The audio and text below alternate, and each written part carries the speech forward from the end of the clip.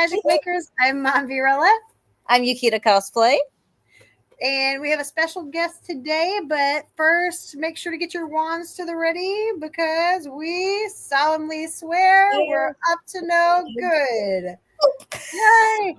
So we have Wright today from ToyCollectr. Collector magazine. Yes. ToyCollectr. Yes.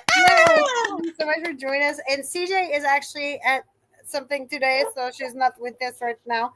But I'm running the show, so forgive me if I have any issues because I have a little bit of a weather front coming in. So she's got a tiny bit of a lag, but it's okay. She's still here. That's what matters. Yeah. Her magic is being confundal. You know, it happens sometimes. Someone put confundus on her. You know, we're trying to work it still. It's okay. All right, we already have a couple of comments real quick. We got Jeremy Vander. Hi. The fabulous maker of wands since last year. Yes. And Geek Cred Trivia. Hey. Hello. My goodness, guys. I'm so excited to introduce Mr. Blake Wright over here. He is the author of ToyCollectr magazine, and it's a local magazine here in Houston, and it's so awesome. And as someone who is a wifey, a toy wifey, if you will, in the toy community, I'm excited to have him on the pod, and we get to talk about his toy stuff and all the things he gets to do and how awesome he is, basically. How long is this podcast again? This is we may have to stretch a little bit, right? Make it a giant 1 hour special. Get to the awesome part. Yeah, all of it's awesome. But yes, oh my goodness, Blake, do tell us what started your wanting to make a magazine. Like, what inspired you? Well, the simple answer was we didn't have any anymore. The last toy magazine basically went out of business around 2014. Ooh. Which was, when you count I count the big three as Toy Fair, Tow Marts, and Lee's were the three that were always there during the 90s and into the 2000s. And when the internet came around, basically it kind of doomed their business model, which was their job was to show you what was coming next. You know, that they would do reveals. Well, the internet took care of that. You didn't have to wait on a paper magazine. Companies could just put it up on their website or, you know, however you wanted to get it out there. So slowly but surely, you know, the magazines that existed didn't really change course. And so they just kind of went away. But my argument when I launched in 2022 was the internet that we're dealing with today isn't the same internet that we had back in those days. Very true. We have almost everything goes through social media. Yep. And when a company posts a new thing on social media, if you're not on when that happens or follow those people religiously, you're going to miss that announcement. This is true. If you ever want to conduct an exercise in futility, go try to use a search engine on a social media site. It's horrible. You can never find anything. So it kind of became a situation where, you know, I would like to have a toy magazine again. And I'd just come off doing a series of books called Toys That Time Forgot, which were all about action figures and boys' toys that made it to a certain point in pre-production, but never made it to store shelves. So they were all unproduced. Goodness. And so I'd done 3 volumes of that. Oh, wow. And when it came time to look into doing the 4th, I was like, you know, writing about all these toys is really fun, but I'd much rather write about stuff that we all got to play with as kids and can actively collect now, not necessarily the stuff that never actually happened. Right. And a book's not the right avenue for that. So what is the right avenue for that? Well, a magazine or a website. But just like social media, just like the internet killed these magazines, social media has kind of killed the website. So I put together a proof of concept, 26 pages, I think, and I went out and had it printed up, and I flew out to California in December of 21 and got in front of as many toy companies as more basically, and got them, got meetings with the marketing people and slid that proof of concept across the table and said, tell me I'm crazy. Is it time for this again? And I met with about 5 or 6 different companies, and every last one of them was like, we think you're onto something. So I came back from that trip really excited and told my wife, hey, I'm going to try this magazine thing. And she says, as long as it doesn't eat into my savings, I don't care. So, all right. Priorities. We'll eat into my savings for that. So There you go. So yeah, we started with a little bit of a cushion financial wise because I knew I'd need one, and then we launched in the fall of 22 and haven't looked back yet. That's awesome. That is so cool. I remember the days of shopping out of toy magazines. Oh yeah, catalogs. Yes, I miss catalogs. I miss catalogs. I'll be honest. Right. Oh. So my husband has a collection, but it's mostly like ones he did before we got married, and he's put them back.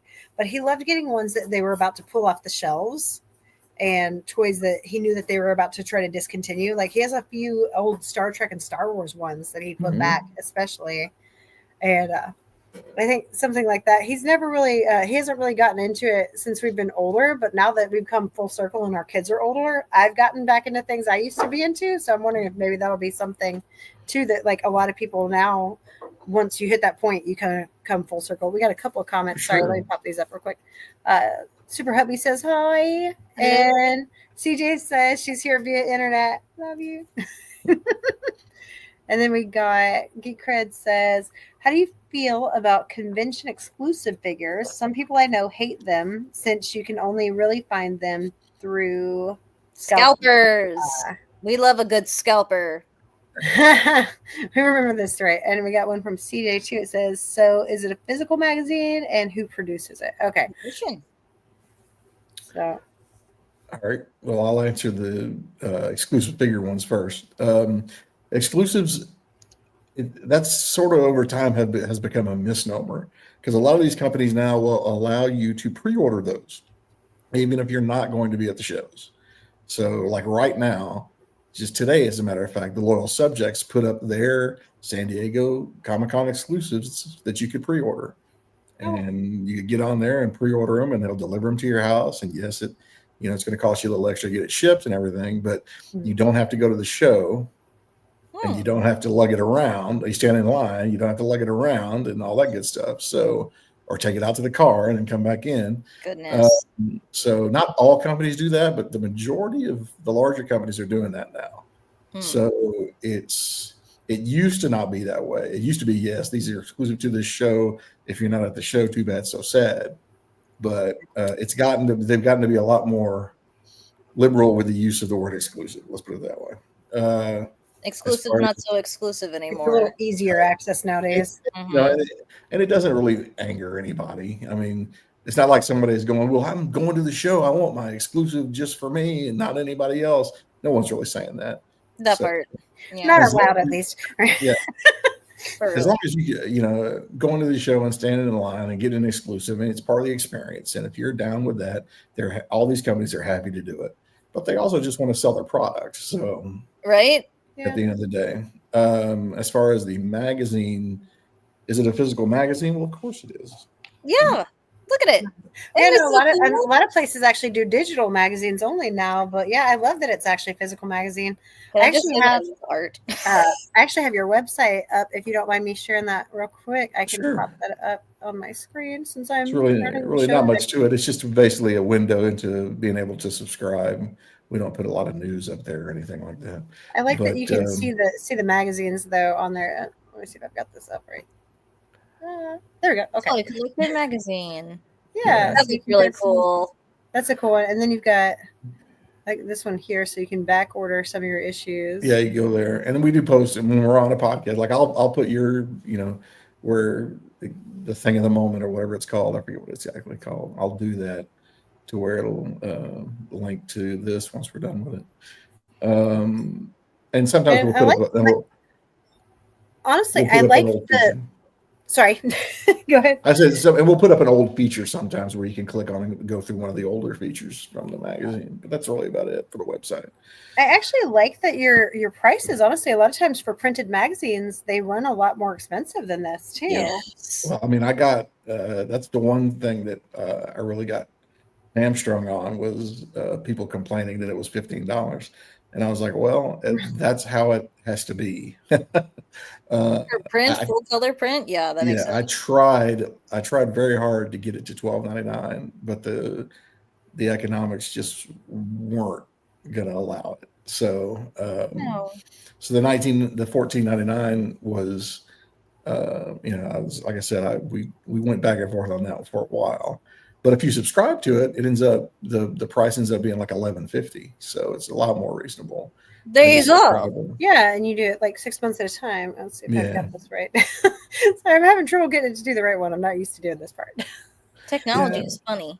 Yeah, so that's the actual subscription page where you can go in and select your subscription and this is bi-monthly. So is that? Yeah, so once every 2 months. Every 2 months. Okay. Ooh, I can't read. So this issue. You're like twice a month. Wait, no, that's twice a month. It was close, but that was Yeah. okay. So this is July, August, which is just now hitting. Yeah, the picture art on that is really nice. Yeah. Thanks. And then in another 8 weeks, there'll be another one, and so on and so on. Well, actually, the picture that I put on the thumbnail, I think, was from one of your covers with the toys. It had some of the older toys. And my son's first thing, he goes, is that Andre the Giant? Bruh! He's obsessed with Princess Bride. I raised That was a a Princess Bride figure. That was him. Good job, Casey. I'm so proud of you. Bride. I know, right? That's such a good job. Okay, so we got a couple more comments. Let me pull these up. All right. Oh, nope. Sorry. I already heard that one. Aaron says, hello. He missed you at Comic Palooza. Or he missed me at Comic Palooza, or missed you? He missed all of us. Like, you gotta be, there's more than one you. I need you to be more specific. Okay. Actually, Yukita and I and CJ, none of us actually went to Comic Palooza this year. This was our year that we did not do it. I know. The big one, and we did not. Meh, don't be worried. Fine. How do you get access to the exclusive, to the show toys?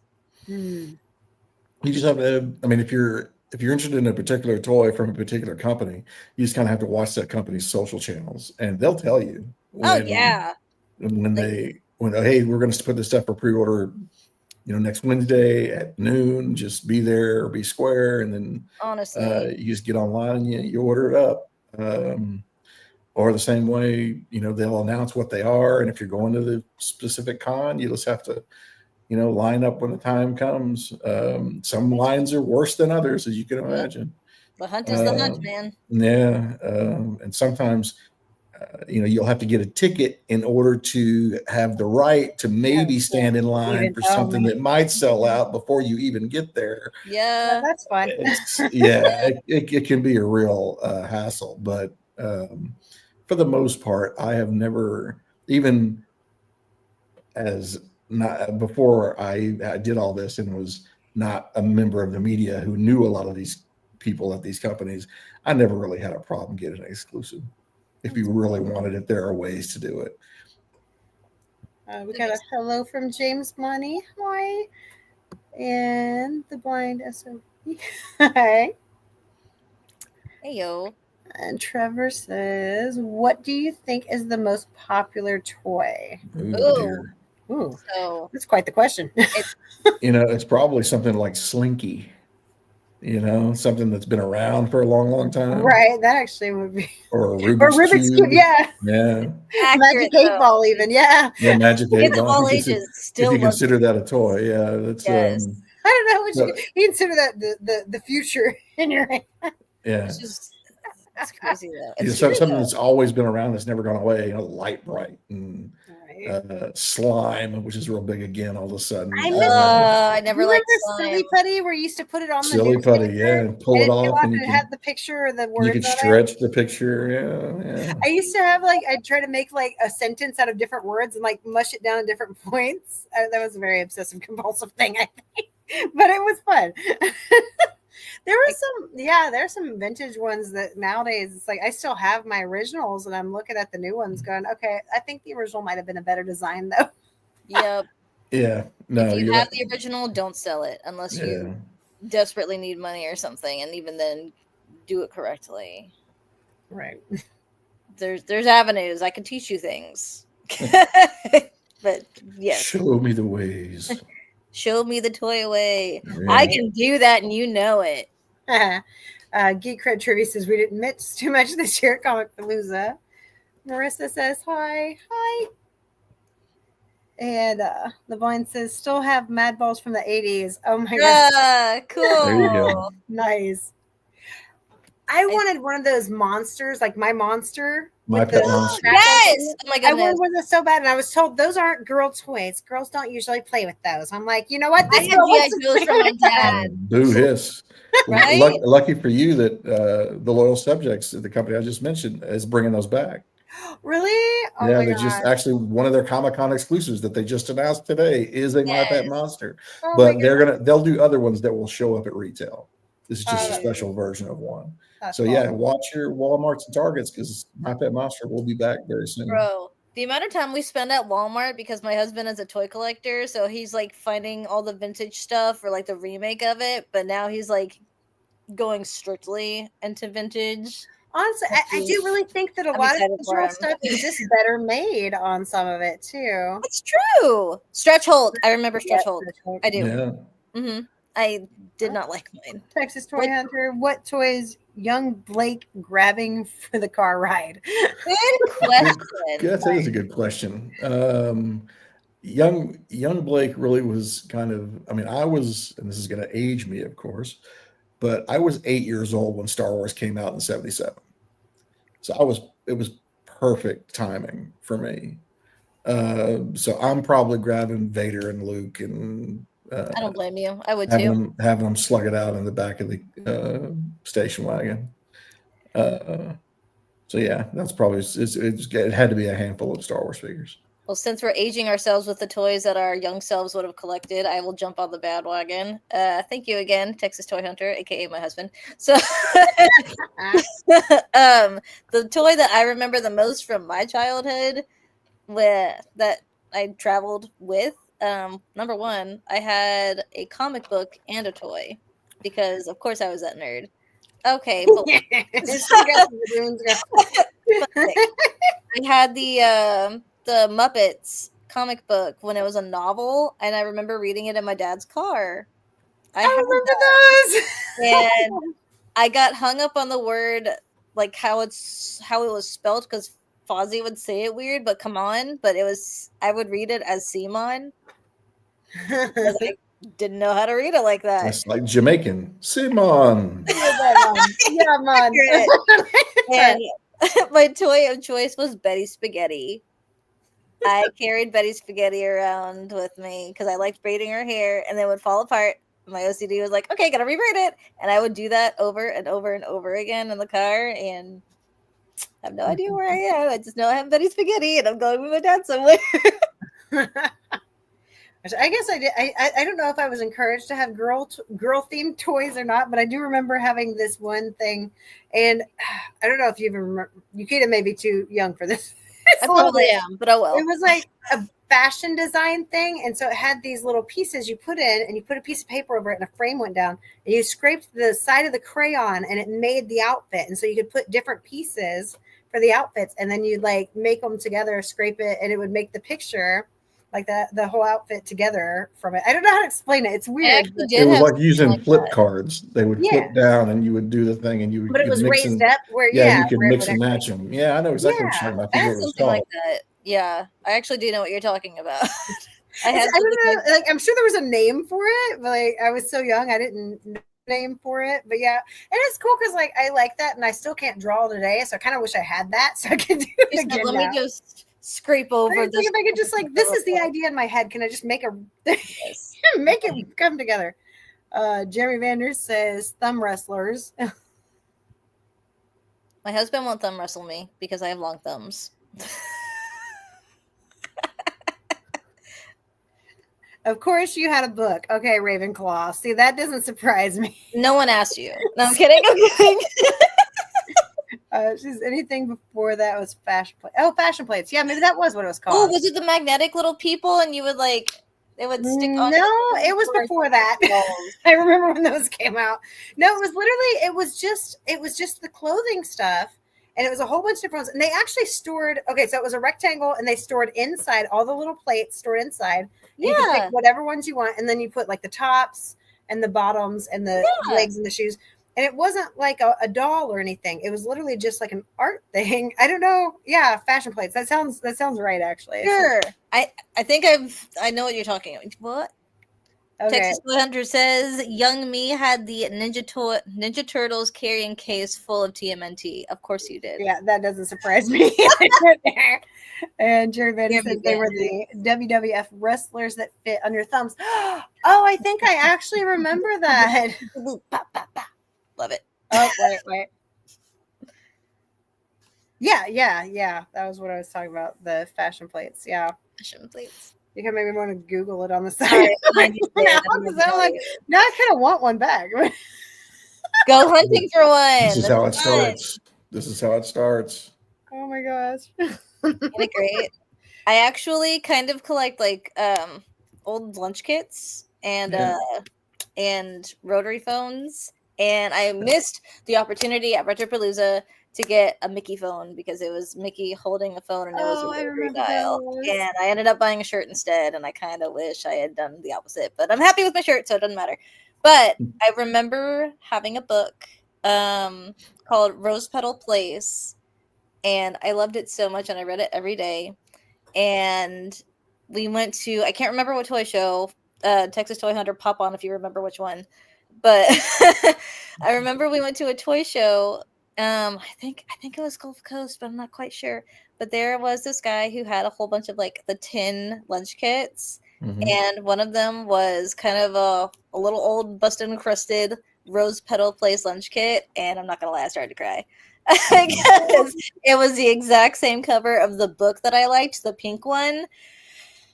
It brought back memories. And of course I have it. And of course I bought it. Because it just, the kid just went, wow. And I'm like, oh. the hearts were perfect. The hearts are perfect there. The hearts just popped up. So it made me happy. The line says He-Man, Thundercats, Teenage Mutant Ninja Turtles, and the X-Men. I actually was really into, I get really into the X-Men. I actually had a few. I actually had my Storm action figure. That was like one that I actually had. I did not have a lot of action figures. My parents were more like, I guess I was encouraged to have girl toys because I had a lot of Barbies though. Some came down from my sisters, so that may have been why it was easier to hand down girl toys than to buy new ones too. So that's nice.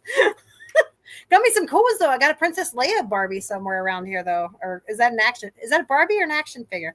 It's not a Barbie by definition because the companies are different. So it was just a 12-inch Leia. Okay. Barbie is by Mattel. Yeah, and that Leia would have been a Kenner product. Mm-hmm. Gulf Coast. Thank you. I knew it. It was Gulf Coast Toy Show. Anyway, sorry, that was really going to bother me. I'm glad he said that. Okay. Like, where did I go? Oh my goodness. Too many shows, that's why. Do tell also, what's the next show we can find you at? Like, where do you go to collect? Well, I'll be at the DFW Joe and Action Figure show that's coming this weekend, but I'll just be walking around. I won't be set up. I don't really set up I say that. I like walking around shows better than setting up, but I usually split about 50-50 between shows that I'll set up at and shows that I'll actually just walk around. I can understand that. Yeah, I hate being just on the table the whole time. Same. Even when I have a table, it's really hard for me to stay at it. So yeah, I totally get that. So this show in particular, I'm taking, I think, about 200 copies of the current magazine and the VIP holders for the VIP ticket holders for that show get a goodie bag with stuff in it, and so they'll get a copy of the magazine as well. Oh, that's Yeah. Oh, awesome. I've done that with a couple of different shows. We've actually done reusable bags too, where we've donated like 400, 500, decent sized tote bags with the ToyCollectr logo on it, and they'll be handed out to like the first 500 people through the door. And then actually, we've done that 3 or 4 times, and just at Joe Fest this last weekend, I saw somebody brought their reusable bag from last Joe Fest because we did them then, which is a red, white, and blue one. And then someone had their reusable bag from ToyLanta, which was a green and black one. So I was like, I'm glad to see that they're actually reusing those reusable bags. Yes. Right? Yeah. The actual reason for having them. Perfectly. Yeah. My goodness. I'm going to pick your brain a little bit because we got Sure. about 4 minutes left. What would be your advice for someone who might be interested in actually starting a magazine of their own, actually? And then also, do you have any advice for toy collectors? Because I can't leave that out, too. Yes. Okay. Advice for people who want to start their own magazine. Don't do it. Oh, dang. No, it's an extremely tough business. There's not a lot of money to be made unless you have a plethora of advertisers. Goodness. You won't make a lot of money off of subscriptions. So it's more a labor of love, basically. And you certainly won't make any money off newsstand sales. That's a whole different podcast. So if you're really passionate about something and you don't have a lot of competition in the market and you have a lot of free time that you're willing to sacrifice, I mean, I'm of the age that even if I did have kids, they would all be adults now. But me and my wife never had kids, so I was always filling my time with doing stuff with her or doing my own little projects. Yeah. So, so this is kind of one of those things. I saw an opportunity with the toys mainly because, like I said, there was nothing like it in the market anymore. Right. So if there is an opportunity like that for you and you have a little bit of a nest egg you can eat into to get it off the ground, then go for it. But do the due diligence, do the math, and make sure that at the end of the day, you're at least going to break even on this thing. Or it's because no one wants to go to the poorhouse just because they want to make a magazine. That's probably why a lot of people do it more digital, because it seems like it would actually be easier or cheaper, at least. It's a hell of a lot cheaper, but it's also much, much harder to sell advertising into a digital publication. Yeah, that makes sense. If you were to give one piece of advice to toy collectors out there, what would be your top piece of advice? We always say this. I've got to get the rhyme right. Hang on. You don't know unless you go. Okay. So even if you're looking for something that's going to be in stores currently, or if you're looking for something at a toy show, or that might turn up at a toy show, you will not find 100% of the toys you don't go looking for. Facts. So it's always no if you don't ask. Right. Yeah. So you have to go and you have to hunt and you have to be proactive. And a lot of times you're going to come back empty-handed and you'll be pissed. But it's better to have loved and lost than never. Yeah, than never loved at all. Yeah. So just make sure to go and put in the effort. And when you do find it, you'll be elated and you can bring it home and put it on the shelf and admire it, and then it's on to the next one. So even the near misses are still braggable, because in the end, when you do find it, it's a bigger find. To put it more eloquently, don't let the fear of striking out keep you from playing the game.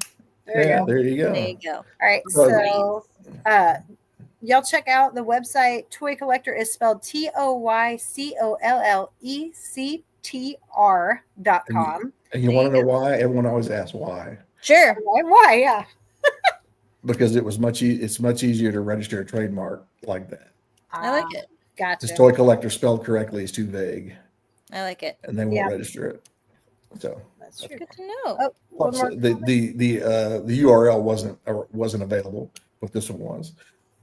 Oh yeah, we got East Texas Comic Wait, did I say it right? I'm gonna say yeah, East Texas. Comic-Con is coming up this weekend. Okay, and CJ's gonna be there, and I'm gonna try to go there. We have another trip coming up soon, going to check out Epic Universe. So we're kind of trying to see if we can have it all. So thank you so much for joining us, and we really appreciate it. You guys make sure to smash that thumbs up, share this out, and follow CJ Peterson, Mombirella on YouTube, Yukita Cosplay on the Instagrams, as well as follow them geeks on YouTube. And till next time, guys, thanks for joining us. Mischief managed. Bye. Bye.